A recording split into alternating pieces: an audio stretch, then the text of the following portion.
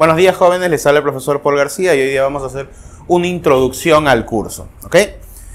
Profesor, curso de física. ¿De qué trata el curso? En esencia vamos a ver en todo el curso, nosotros vamos a aprender en nada más y nada menos que a medir cosas, ¿ok? Todos los problemas de física van a ser calcule esto, desarrolle esto, cuánto sale esto. Sin embargo, también van a haber problemitas teóricos, ¿no? ¿Por qué sucede esto, no? Si pasa esto, ¿qué podría pasar? etc. Que vamos a analizar también con lo que es la teoría. Mira, hay que remontarnos al pasado para explicar el fundamento del curso, ¿ok? Imagínate que tú eres un cavernícola, ¿ya? Todos estamos tranquilos, corremos medio calatos por el bosque, chévere. Y, pues a diferencia del resto de animales, el ser humano ha desarrollado una capacidad reflexiva, ¿no? Una capacidad de autoconciencia. Mira, imagínate tú eres este cavernícola, está bien chévere por ahí, en el bosque, y ¿qué hace? Mira las cosas. Y se da cuenta que esas cosas, ¿qué hacen, profesor, en la naturaleza? Cambian, ¿no? Por ejemplo, él va a observar que en la tarde o de día el sol está en una posición, pero de noche, ¿qué sucede?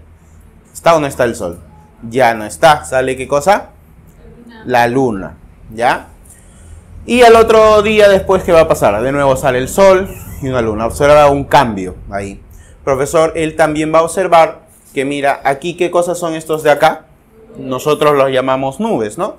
Pero cuando estas nubes, profesor, en ciertos momentos, esa lluvia, ya dije, esa nube ¿en qué se va a convertir? En lluvia, pues, ¿no? Se va a precipitar y de repente en unas temporadas más frías, ¿en qué se va a convertir? Nieve. En nieve, ¿no? En granizo, qué sé yo. Profesor, también va a observar de repente el cavernícola que estos arbolitos en verano se llenan de hojas, florecen, dan frutos, pero en otoño e invierno, ¿qué sucede con los árboles? Se caen, ¿no? Se calatean, profesor, ¿ya? Él también va a observar que los animales, respecto a estos cambios en la naturaleza, también van a hacer cosas como migraciones o también como reproducciones. Una flor, profesor, nace, crece, da su fruto, su semilla y se marchita y muere. ¿Hay cambio, profesor? ¿Una roca también cambia? Sí. Si a la roca, por ejemplo, es sometida a la intemperie, al calor del sol, en la noche llueve, de nuevo hace calor, de nuevo llueve, esa roca sufre un fenómeno. ¿Cómo se llama ese fenómeno de la roca? A ver, ¿quién sabe? ¿Tibio? ¿No? Hay un fenómeno, se llama erosión. La roca se erosiona, se raja, se parte. No sé si has observado eso, por ejemplo, también acá. Cuando tú vives en Comas, lo vives en cada lado de tu calle. Los famosos baches, ¿sí o no? ¿Te has preguntado por qué pasan los baches? ¿Nunca? ¿No has pasado por la calle, por la pista? ¿Has visto, me imagino? En un cráter parece una vaina. ¿Por qué se da eso, profesor?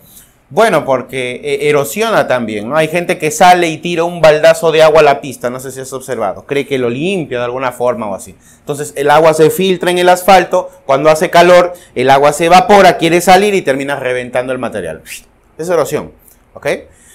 Profesor, allí tenemos a un perezoso que está corriendo, no sé, lo matan, si se muere, profesor, el animal, ¿en qué se va a convertir? En huesos, de repente posiblemente en un fósil. Él observa cambios en la naturaleza, ¿ok? Y lo que va a hacer esta persona, o bueno, este cavernícola, que observa un fenómeno, aquí viene, profesor, ¿qué cosa es un fenómeno? No es el que está a tu costado, sino es un cambio en la materia observable, o sea, medible, cuantificable, ¿ya? Profe, por ejemplo, a ver, la salida del sol, ¿cómo podríamos cuantificarla? Que dura 12 horas de día, 12 horas de oscuridad, ¿no? Profesor, cuando hace frío, ¿cómo podríamos cuantificar, cómo podríamos observar eso? Profesor, con la temperatura, ¿ok? Baja la temperatura, sube la temperatura, ¿ya? Como dice la canción, ¿no? Para que suba, suba. A ver, profe, y aquí usted me habla de una palabrita. ¿Qué palabrita? Medir, ¿ok? Cuando tú puedes cuantificar las cosas, tú las puedes medir. ¿Y qué cosa, profe, es medir? Es comparar, básicamente, ¿no? Por ejemplo, usted, señorita, ¿cuál es su estatura? 1,65, ¿qué cosa? Metros, muy bien. Entonces, eso es una medida. Ella compara su estatura con lo que llamamos nosotros unidad patrón. ¿Qué cosa es una unidad patrón? Profesor, es un estándar que tenemos para medir, ¿no? ¿Cuál es el estándar que ella ha usado? Metros. Pero si usáramos de repente los centímetros, la medida sería otra. O si usamos de repente pies, ¿has escuchado la medida de los pies? ¿Sí? Ya usaríamos otra, ¿ok? Eso es medir, ¿no? Tú comparas una propiedad de la materia con una unidad patrón, ¿ok? Profesor, ¿y cómo vamos a saber cuáles son las unidades patrón que debemos medir?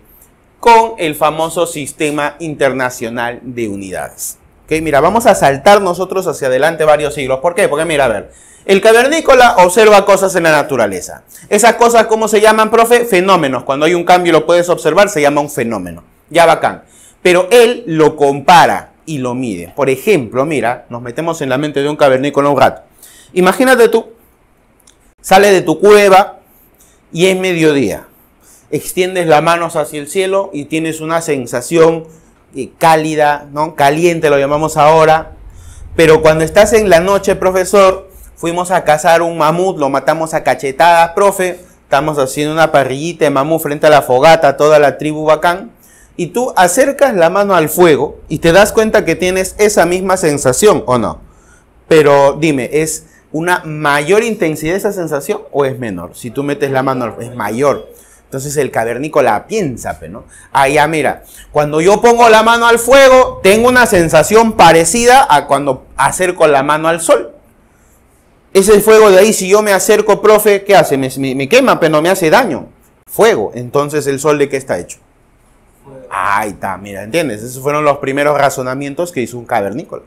Nosotros los seres humanos tendemos a asociar cosas, intentando explicar el porqué de las cosas. Porque una vez que el ser humano observa un fenómeno, lo intenta explicar. Y esas explicaciones devinieron en muchísimas cosas, muchas veces no correctas, pero fueron posibles explicaciones. Por ejemplo, mira, haciendo un pequeño paréntesis, imagínate todos nosotros somos una tribu. ¿Ok?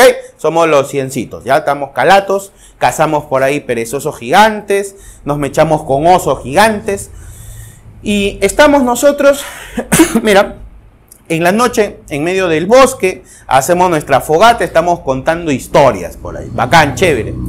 Entonces, uno de nuestros amigos cavernícolas, ¿cuál es tu nombre, muchachón? Josué. Ya, el cavernícola Josué quiere hacer el 1, profesor, y se va más lejitos en el bosque. ¿Estamos? Ya, él se va más lejitos en el bosque, busca un arbolito, sacía sus necesidades fisiológicas y para regresar, ¿qué cosa va a buscar? Si estábamos en una fogata, ¿qué va a buscar en la oscuridad del bosque? Una luz, ¿sí o no?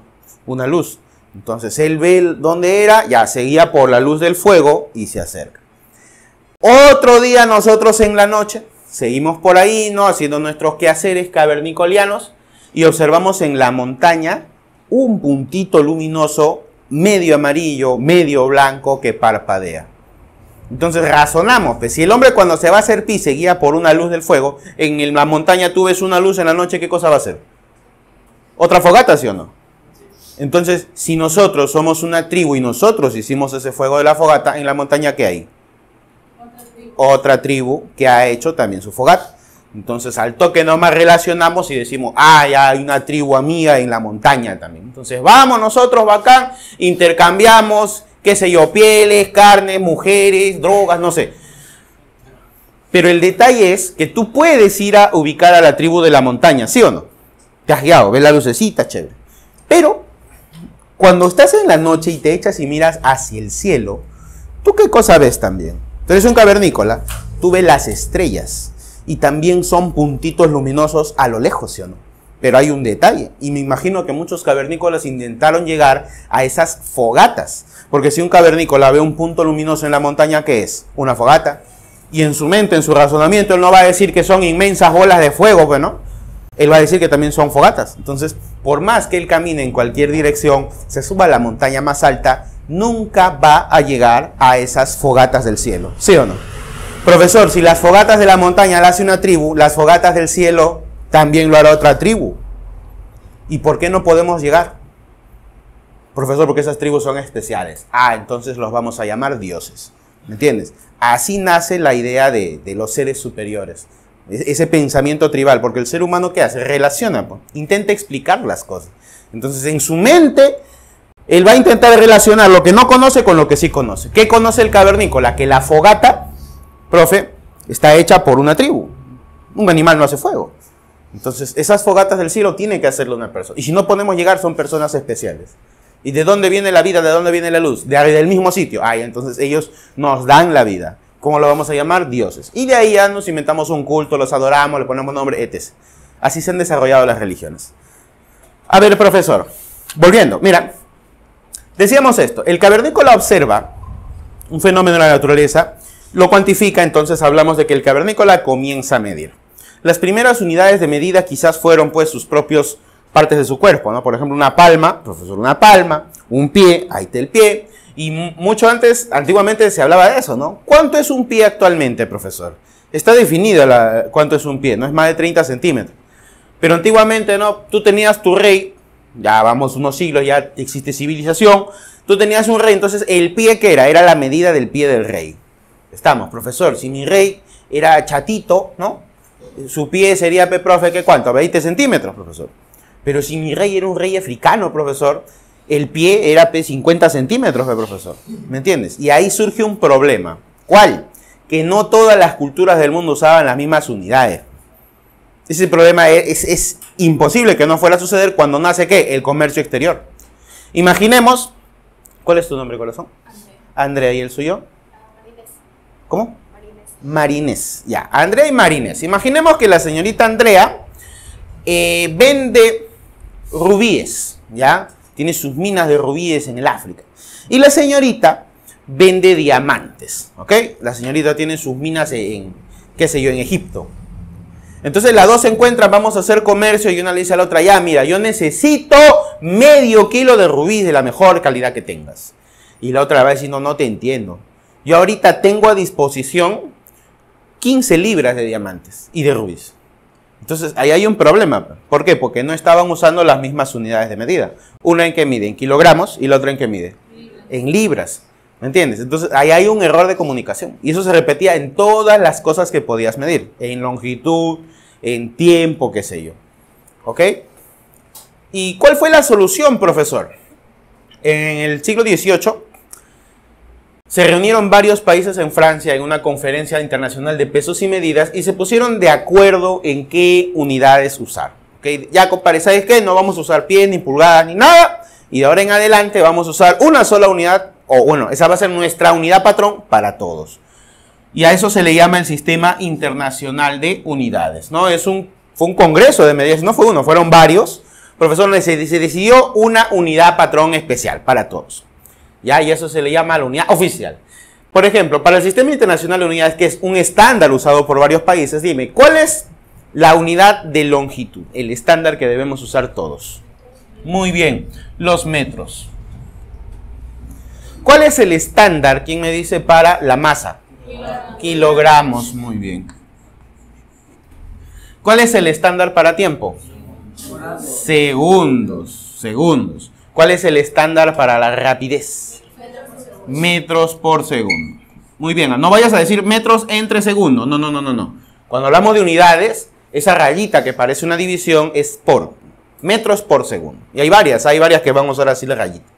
Ok, entonces esos son los estándares. Ahora, no quiere decir que eso sea lo único que se va a usar, no, porque tú quieres, no sé, medir, a ver, estás criando pulgas, a ver, ¿cuánto ha crecido tu pulga? ¿Vas a usar metros? No, pero ahí usarás milímetros, por ejemplo, ¿no? Estás haciendo un cultivo de bacterias, ¿no? Quieres saber cuánto se ha expandido tu colonia de bacterias. No vas a usar milímetros, vas a usar de repente micras. Si vas a medir cositas del tamaño atómico, vas a usar Armstrong. Ahora, si vas a usar, profesor, no sé, la distancia de la Tierra al Sol, ya no vas a usar metros. ¿Qué usarías ahí? A ver. Kilómetros, una unidad más grande, a ver. De medida. Más grande que el kilómetro, ¿qué cosa sería? Esa es área. Kilómetros cuadrados es área. Más grande que el kilómetro podría decir milla. Es algo más grande que el kilómetro. Más grande que la milla, ¿qué sería?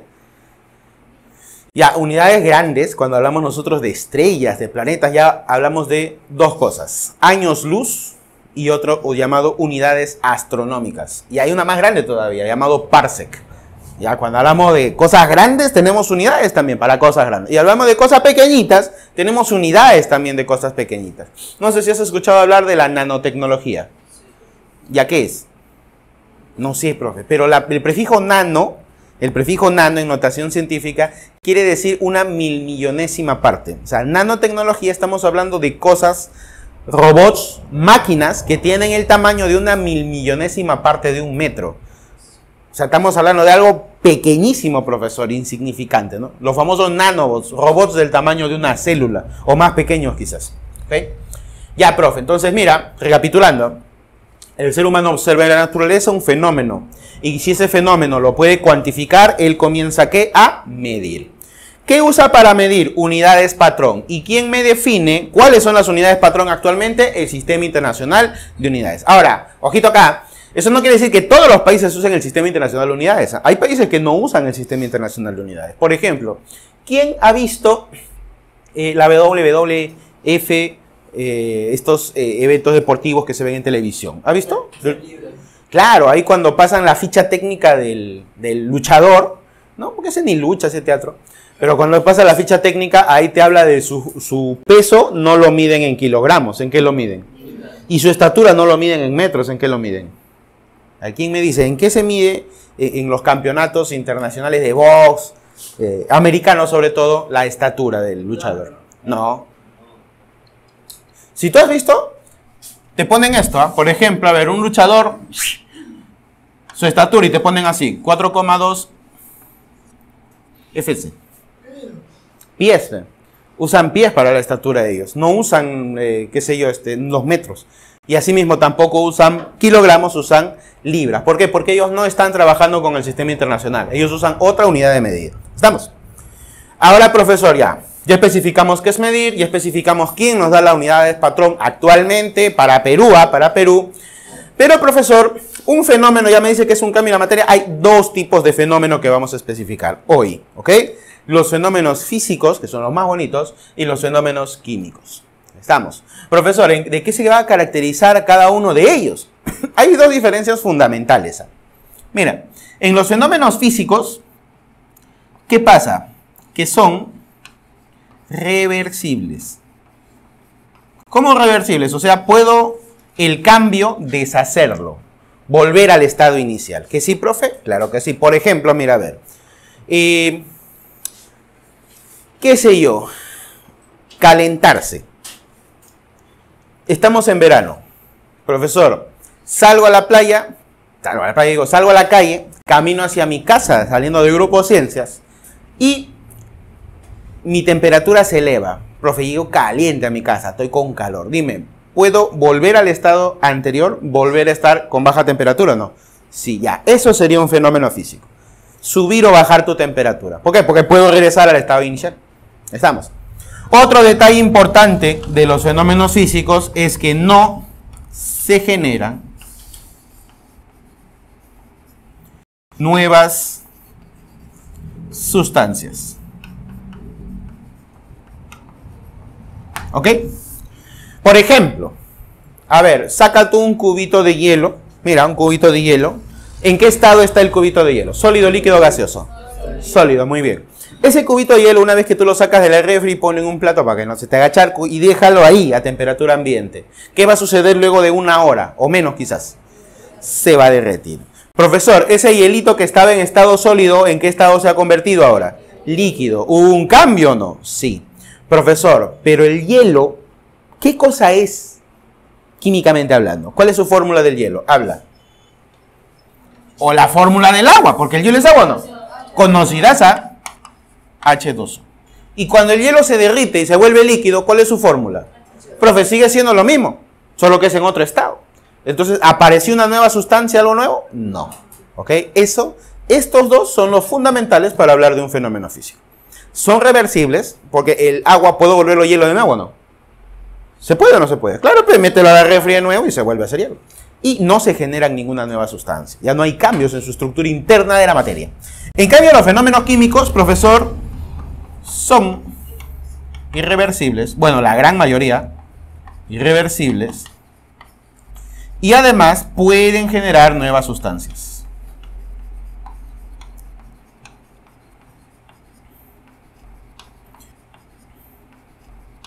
A ver, profe. Por ejemplo, mira, tú agarras, estás con hambre, te comes un hamburgueso. Profesor, su pan, su carne molida, su papita frita, ¿no? Profesor, su ensalada, su crema, su sal, chévere todo. Y encima su gaseosón. Cuando pasa a través de tu tracto digestivo, primero todo eso lo mezclas, ¿no? Lo destrozas en la boca. Y cuando va pasando, dime, ¿qué le vas agregando a tu estómago? ¿Qué le agrega a ese bolo alimenticio que te has empujado? Ácidos, ¿no? Ácidos. Hay un cambio ahí. Entonces, mira, va a pasar por todo tu tracto digestivo y dime, ¿cuando sale sigue siendo hamburguesa o no? No. Y dime, ¿eso lo podré regresar al estado anterior? ¿O sí? No, pues ni a palo, profe, es irreversible. ¿Me entiende? ¿Qué más, profe? Mira, pueden generar nuevas sustancias, también dice. Es cierto. El ejemplo más clásico es cuando tú quemas algo. Por ejemplo, tienes una hoja de papel y tú le prendes fuego. Quemar esto, ojito, quemar esto, el fuego, es una reacción química, no es una reacción física, es una reacción química. ¿Y qué pasa cuando tú quemas una hoja de papel? ¿Qué cosa aparece? Ceniza, carbón. Y dime, ¿tú podrás agarrar esta ceniza y este carbón y volverlo papel nuevamente? No. No. Entonces, este fenómeno de aquí, ¿qué cosa sería? Sería un fenómeno químico. ¿Ok? Aparece una nueva sustancia y es irreversible. ¿Estamos? Pero en cambio, por ejemplo, a ver, un vaso de vidrio se te cae al piso y se rompe en varios pedazos. ¿Qué fenómeno es? ¿Físico o químico? Físico, muy bien. Profe, ¿por qué? Porque el vidrio sigue siendo vidrio, no apareció ni humo, ni ceniza, ni ninguna nueva sustancia. Profe, ¿pero puedo volverlo al estado original? Claro que sí. Tú agarras todos los pedazos de vidrio, los juntas, vas a un alto horno, contratas un vidriero especialista y ese vidrio, ¿qué hace? Se vuelve a fundir, se vuelve como una masa, ¿no? Y hay con sus, qué sé yo, aparatos especializados, sus técnicas y su pericia, un vidriero especialista le puede dar forma de vaso nuevamente. Y puedes tener tu vaso nuevamente. ¿Se puede? Claro que sí. Profesor, cuando agarro, estoy martillando y le meto un martillazo al clavo y lo doblo, ¿no? Y me vuelve un pedazo de dedo de paso. Ese tipo de fenómeno, ¿qué fenómeno sería? Físico. ¿Porque apareció alguna nueva sustancia? No. ¿Y puedo volver al estado anterior? Sí, profesor. Pero ¿y qué pasaría si ese clavo sufre un fenómeno conocido como oxidación? ¿Eso es físico o es químico? Químico. ¿Por qué, profesor? Es que el hierro o el metal del clavo está reaccionando con el oxígeno del aire.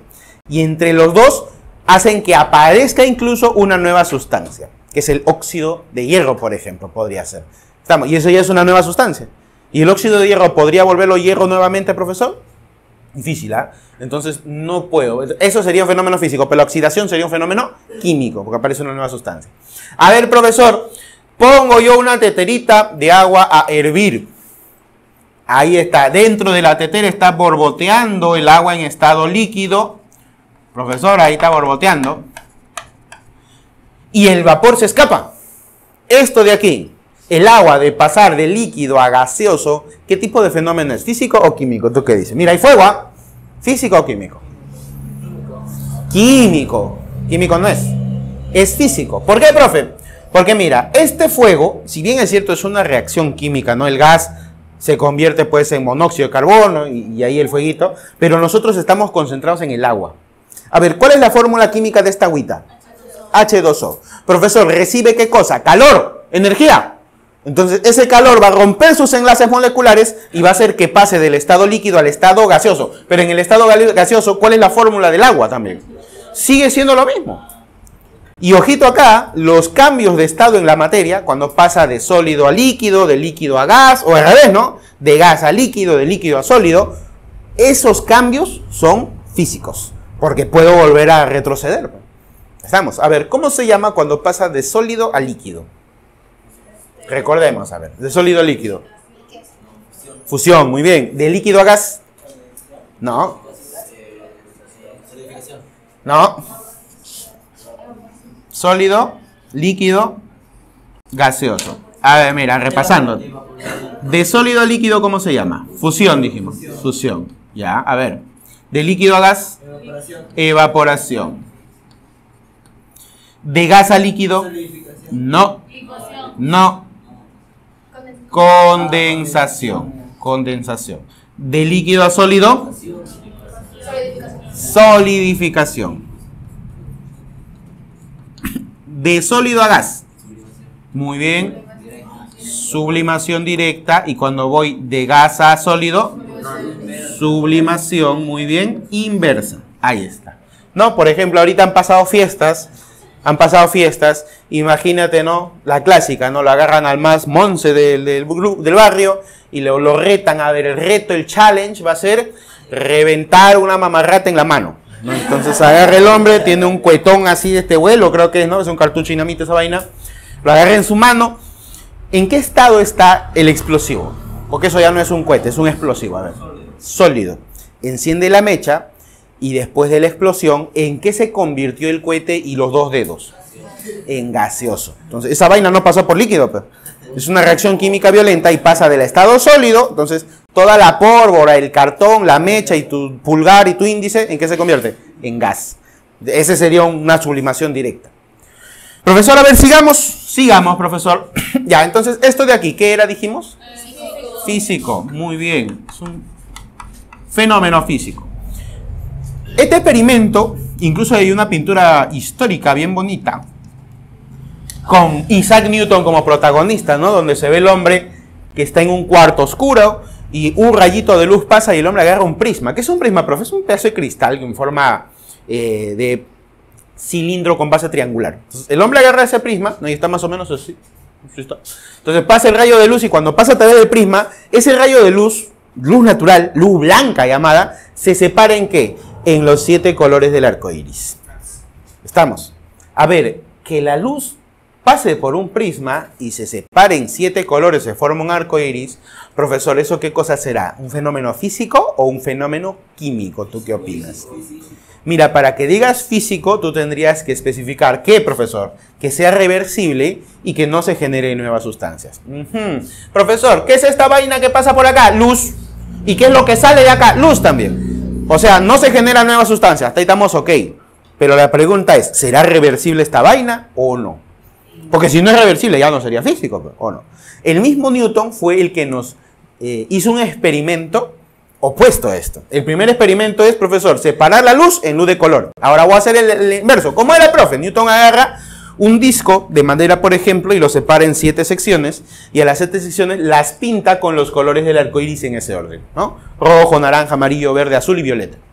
Entonces, ¿qué pasa? Ese disco lo hace girar muy rápido y tus ojos ya no ven los 7 colores. ¿Qué ven? Blanco. Entonces, los 7 colores tú lo puedes mezclar en uno solo, sí, y se vuelve blanco. O sea, este fenómeno es reversible. Y eso lo puedes hacer tú también, ¿ah? Eso con chicos de colegio se ve, más o menos se hace. ¿Cómo, profe? Agarras un pedazo de cartón, lo pintas, el mismo tamaño del color, ¿no? Mides con tu angulito, un 72 grados creo que te va a botar. Pintas con los 7 colores arcoíris y lo pones, no sé, en un CD, por ejemplo, un CD de MP3 o en el ventilador, algo que gire rápido, y lo que tú vas a ver es blanco. No vas a ver ningún 7 color, ni plomo ni nada. Tú es blanco. ¿Ok? ¿Es reversible entonces esto? Sí. ¿Qué tipo de fenómeno sería entonces? Físico. Bacán, profesor.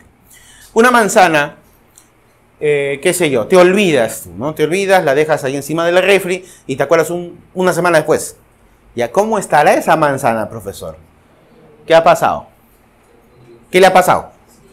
Se oxida, pero después de oxidarse, ¿no? Aparecen otras sustancias y ahí hay putrefacción. Entonces, esto de aquí, ¿se generan nuevas sustancias o no? Sí, profe, sí. ¿Y es reversible? ¿Podría volver al estado original tu manzana? No. Entonces, ¿qué tipo de fenómeno será esta vaina? Muy bien. Eso será un fenómeno químico. ¿Ok? Ya tenemos ahí algunos ejemplitos. ¿Quedó claro entonces? Fenómenos, 2 tipos, físicos y químicos. Obviamente en clase nos vamos a concentrar en qué tipo de fenómenos. Los fenómenos físicos. Ya no van a haber nuevas sustancias, no van a aparecer y son reversibles. Vamos ahora, profe, a definir algo importante que es una magnitud. Porque mira, cuando hablamos de medir, yo te he mencionado aquí comparar con una unidad patrón. Y acá te he dicho que el sistema internacional nos da la unidad patrón a seguir. Pero dime, ¿cuántas unidades podríamos tener para medir algo? Muchas, ¿no? Por ejemplo, para medir una longitud, a ver, podríamos usar centímetros, metros, milímetros, pulgadas, kilómetros, yardas, millas, años luz, unidades astronómicas, nanómetros, micrómetros, femtómetros, Armstrong, una chorrada de unidades. Pero todas ellas, ¿qué cosa me están midiendo a mí? La longitud. Y la longitud es una sola. ¿Estamos? Entonces, ahí hay que hacer una diferencia. ¿Qué cosa es una magnitud? Una propiedad de la materia que se puede medir. Y a esa magnitud se le pueden asignar varias unidades diferentes. Pero la magnitud es única. Mira, por ejemplo, acá tenemos un estudiante de grupo ciencias. Vamos a medir su estatura, profesor, y nuestra medida sería 1,67 metros. ¿Estamos? 1,67 metros de estatura. Profesor, esto de aquí, mira, que estoy mezclando yo un número con una unidad, ya puedo llamarlo yo una cantidad, pero no cualquier cantidad, porque si yo digo cantidad nada más sería un número. Cuando tengo yo, mira, un número y su unidad de medida, yo ya estoy hablando de una cantidad física. ¿Estamos? No solo es un número y una unidad de medida. O sea, cuando yo veo el número y la unidad, yo ya sé de qué magnitud estoy hablando. A ver, dime tú, ¿qué magnitud estamos usando en esta medida? Muy bien, estamos usando la longitud de la persona. ¿Estamos? ¿Y cuál es la unidad de medida que estamos usando para esa magnitud? Muy bien, estamos usando los metros. ¿Entiende la diferencia usted? Magnitud, ¿qué es? Es una propiedad de la materia que tú puedes medir, puedes cuantificar y le puedo asignar varias unidades de medida. O de repente una sola o dos o las que quieras. Eso ya es respecto a lo que está chambeando. Profesor, entonces, ¿no hay una sola magnitud? ¿Hay varias? Sí, hay varias. Por ejemplo, ¿qué podrías medir de una persona aparte de su estatura, o sea, su longitud? Su masa, lo subo a una balanza, mido su masa. ¿Qué más podrías medir? Su volumen, ¿no? Podrías medir el volumen que ocupa su cuerpo de la persona. ¿Qué más podríamos medir de la persona? Profe, agarro un termómetro y se lo meto a la boca y mido su temperatura. ¿Ya? ¿Qué más podrías medir? Profe, si corre, puedo medir su rapidez, su velocidad, ¿no? etc. Puedo medir un montón de cosas. Entonces, hay varias magnitudes, así es. Y cuando tenemos nosotros varias magnitudes, ¿qué vamos a hacer? Las podemos clasificar, organizar, ordenar. Y aquí viene un cuadrito que dice clasificación ¿de qué? De las magnitudes que existen. Hay dos tipos de clasificaciones. Una por su origen y otra por su naturaleza. ¿Qué es clasificar? Repito, ¿a qué es clasificar? Ordenar. Es un orden. Un orden, básicamente, ¿no? Por ejemplo, cuando tú hablas de los seres vivos, ¿tú los clasificas, sí o no? A ver, una clasificación de los seres vivos. Respecto a su alimentación, por ejemplo, ¿cómo podrías clasificar a los seres vivos? Autótrofo, heterótrofo. Otra podría ser herbívoro, carnívoro, omnívoro. ¿Qué otra forma de clasificar a los seres vivos? Sexual, asexual puede ser una clasificación. Vertebrado, invertebrado, aunque creo que la palabra es cordado, si no me equivoco, ¿no? Por la columna vertebral. Entonces, eso, mira, podemos hablar en seres vivos, varias formas de clasificarlos, ¿ya? Pero cuando hablamos de magnitudes, tenemos dos formas de clasificar. Una forma es por su origen y la otra forma es por su naturaleza. Vamos a aplicar cada uno de ellos. Mira tú, profe, por su origen, primera clasificación, existen dos formas, las fundamentales y las derivadas. ¿Cuáles son las fundamentales? Las fundamentales son solo 7 para comenzar muy bien, son 7 y son elegidas por convención como base para las demás magnitudes. Y su definición no es sencilla de dar. Por ejemplo, mira, a ver, mencióname tú cuáles son las magnitudes fundamentales. No me engañes, tú las conoces. Muy bien, a ver, las 7 vamos a hacer, ¿ah? Masa. ¿Qué más? Tiempo. Muy bien. Temperatura termodinámica. Muy bien. Intensidad luminosa. ¿Qué más? Cantidad de sustancia. Muy bien. Falta una. Intensidad de corriente eléctrica. Falta una. A ver, mira, hay 6, ¿ah? Son 7. Kilo, ¿qué kilo hay? Kilo ni siquiera es una unidad. Kilogramo es una unidad. Kelvin también es una unidad. Fuerza es una magnitud. Fahrenheit es una unidad. Longitud, metamos ahí, está longitud, muy bien. Longus, de latín longus. Listo. Estas son las fundamentales. ¿Por qué dice usted, profe, que definirlas es medio embrolloso? Porque, a ver, ¿quién puede definirme a mí qué cosa es el tiempo? Porque todos entendemos más o menos qué es el tiempo, ¿no? El tiempo todo el momento está pasando. ¿Podrías asignarle tú una dirección del tiempo? No, profe, pero yo sé que el tiempo no tiene dirección, pero podemos decir que siempre va para adelante, ¿no? ¿O el tiempo retrocede? Para adelante. Entonces, Stephen Jay Gould, por ejemplo, habla del tiempo como una flecha, ¿no? La flecha del tiempo. Entonces, definir el tiempo es un rollo, pero no podemos definir. Podríamos hablar de un tic-tac, de las unidades de medida que tiene el tiempo, pero no podemos definir un rollo. La masa, por ejemplo, también.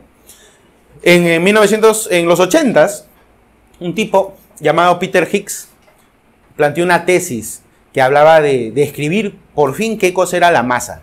Y recién en el 2014, si no me falla la memoria, el CERN, que es la organización de investigación nuclear, una de las más grandes que existe en el mundo, el sueño de todo físico-químico, creo, de América al menos, es irse a chambear allá para hacer investigación, descubrió casi 30 años después que era correcta su tesis. Incluso era todo un rollo encontrar ese bosón que le llamaron la famosa partícula de Dios, le llamaron, ¿no? Incluso salió en noticias, todo eso, fue un poco famoso. En esa época, estamos hablando de 2014. Mira, y 30 años después de esa investigación le dieron el Nobel por esa vaina. Una tesis que él publicó 30 años antes, ¿eh? Entonces, para definir la masa, recién en el 2014 podríamos hablar de definición de masa, hablando del bosón de Higgs. Ya, a ver, profe, ya, esas son las fundamentales, bacán, profesor. Y ahora las derivadas. ¿Cuáles serían las magnitudes derivadas? Profe, simple, es aquellas que para ser definidas necesitan de las magnitudes fundamentales. Mira, un ejemplito nada más. La fórmula elemental de rapidez. ¿Cuál es la rapidez? La formulita. Esa es la unidad, no te confundas. La unidad de metros por segundo. Tibio, ¿no? Es, profesor, bueno, acá. Ya, la fórmula de rapidez podríamos decir que es distancia dividido entre tiempo. Pero distancia, ¿qué cosa es? Longitud. ¿Y tiempo qué es? Pues tiempo es tiempo, pero longitud y tiempo ¿son o no son fundamentales? Entonces, para hablar de la rapidez, yo tengo que hablar de otras magnitudes fundamentales. ¿Estamos? Entonces, las derivadas son así, pues. Son aquellas que para ser definidas voy a usar otras magnitudes. No necesariamente fundamentales, de repente otras magnitudes derivadas también, pero usar otras magnitudes. Por ejemplo, profe, podríamos hablar, ya te dije, mira, ahí está la rapidez. ¿Qué otra podría estar acá? Rapidez y velocidad. Mira, ahí vamos a explicar bien más adelante que hay una diferencia entre ellas. La rapidez y la velocidad, ambas usan los metros por segundo, pero no son lo mismo. Pero sin embargo son la misma magnitud. ¿Ok? Vamos a dejarlo ahí. Aceleración, profesor, ¿qué otra podría ser? ¿Cómo? Densidad, excelente. ¿Qué otra podría ser? Volumen. Potencia. Energía. Fuerza. Área, frecuencia, etc. O sea, todas las demás son derivadas. Son un montón, ¿eh? Muchísimas, hay un montón. Y ahí son algunas. Vamos a ponerle por acá, etc. Etcétera. Listo. Ya, ¿se entiende? Mira, primera clasificación por su origen. Ahí tienes la fundamental y la derivada. Segunda clasificación, la otra forma de organizarles por su naturaleza. No entiendo, profesor. Ya, mira, la primera es las vectoriales. ¿Cómo defino yo una magnitud vectorial? Requiere una dirección. Profesor, no entiendo cómo es eso de que requiere una dirección. Ya, mira, imagínate esto. Te mudas, te saca la tinca, te vas a ir a vivir a las casuarinas, profesor. La cocina es grandota, es del tamaño de mi sala actual. Entonces, en la mudanza te dejan tu refrigerador en medio de la sala y tu mamita te dice, hijito, quiero que me empujes esa refrigeradora. Así como te lo ha dicho, ¿tú entendiste la orden de tu mamá? No. ¿Por qué? ¿Qué te falta para que tú entiendas esa orden? ¿Un a dónde, pe? Mamá, ¿a dónde quieres que le empuje? Eso es lo que vas a preguntar, ¿sí o no? Porque el hecho de empujar implica que tú apliques ¿qué cosa en la refri? Una fuerza. Y la fuerza implica ¿qué cosa? Una dirección. Pe. Entonces tú, mamá, ¿a dónde la empujo? A esta esquina, al costado de la cocina, al costado del lavadero. ¿Dónde la vas a querer? Necesitas de una dirección para aplicar ¿qué cosa? La fuerza. ¿Está bien? Ahora, profe, ¿y qué otra podría ser vectorial? La aceleración, la rapidez también son vectoriales. Por ejemplo, miren, tu clase de educación física, que no tiene nada que ver con la física, estás en medio de la losa y el profesor de física te dice, A ver, alumno, cuando toque el pito vas a correr a toda velocidad. Así nada más te dice, ¿eh? ¿Estás entendiendo lo que te está diciendo? A medias, profe, porque sé que voy a correr, pero me falta ¿qué cosa? ¿A dónde? ¿Cuál es mi objetivo? Porque correr implica una dirección. Si el profesor te dice, ya, cuando toque el pito vas a correr a toda velocidad, ¿tú qué le vas a preguntar? Ya, profesor, ¿pero para dónde? ¿Para un arco? ¿Para el otro? ¿Para la esquina? ¿Hacia mis compañeros? ¿Hacia usted? ¿A dónde? Entonces, esas son magnitudes vectoriales. ¿Me entiendes? Necesitan de una dirección para ser entendidas. Y son pocas, ¿ah? Relativamente pocas. Tendrías tú, por ejemplo, una que hemos mencionado, la fuerza. ¿Qué otra? La aceleración. La aceleración. Aquí también podría ir la velocidad. Y algunas otras más que ya lo veremos a lo largo del curso. etc. Las escalares, profesor. Las escalares son, por el contrario a las vectoriales, las que no requieren de una dirección. Por ejemplo, profe, mira, a ver, profesor, ya quiero ir a mi descanso. ¿Qué hora es, profesor? Son las 10:50, yo te respondo. Y tú me dices, profesor, ¿hacia dónde? ¿Tiene sentido que me preguntes eso? No. ¿Por qué? Porque si te digo para abajo, ¿por qué no sería para la derecha? Entonces no tiene sentido, profe. ¿Por qué? Porque el tiempo no requiere de una dirección.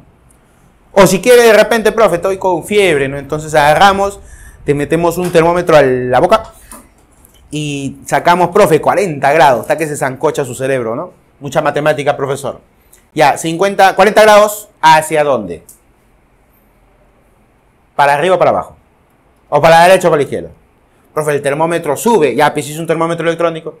No tiene nada que ver, ¿no? Entonces, ¿la temperatura es vectorial o es escalar? Es escalar. Y así hay muchas magnitudes que, por el contrario de las vectoriales, no tiene sentido que yo le asigne una dirección. A ver, ya te mencioné dos, profesor. Temperatura es uno y tiempo.